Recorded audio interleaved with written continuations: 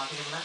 Hello. Hello to my family, friends, relatives, Tita Relly, James, and Papa Daddy. Hello sa inyong lahat. Ikaw kayo nag-aaral? Yes! Saan?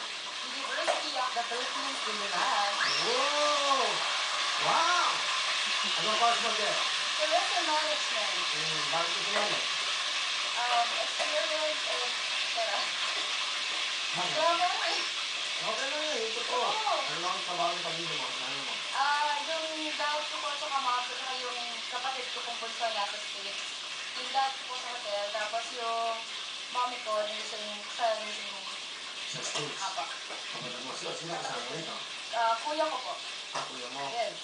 So, ilan kayo ng kapatid? 4. Only girl ako. Alam mo, wala na yung battery. Isa pa? Ako yung third, so may bunso. So, itong kuya mo, ang pangalan mo yung IC? JP. JP. Kamukha ako, gwapo eh. Oo, gwapo. Po. Yes. Ikaw ba nag-aaral doon, JP? Nag-work na po. Saan? Sa Zero Tolerance po. T-shirts po kami. Okay. Po sa products namin. So, nakatapos ka ba? Po. FEU. Advertising. Wow, wala pa namin ng mga kapatid na to. Diba? Nakakatuwa yung mga ganyan. Alright, kayo magkapatid. Okay, sige. Bali, gusto ko sabihin sa kanya.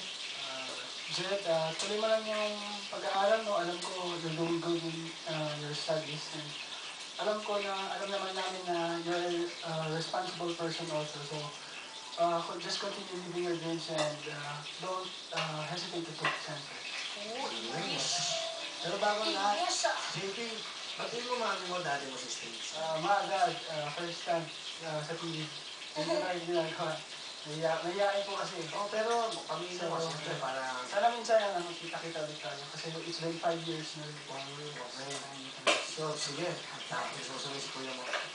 Sa kuya ko, first of all, of course, thank you kasi sinamahan niya ako. Kasi kakagabi sobrang namumblema ako sinong sasama sa akin. Ayaw nilang sumama kasi mahihain nga sila.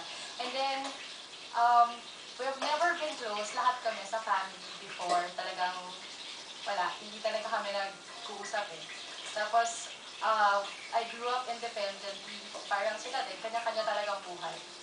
Tapos yun, salamat. Salamat kasi lagi kayo nandyan. Saka, yun, naging close lang kami nung nagkagusto eh. Yung nagkagusto sa love life niya. Kasi nagugulahan na sa kung sino ang pipiliin niya.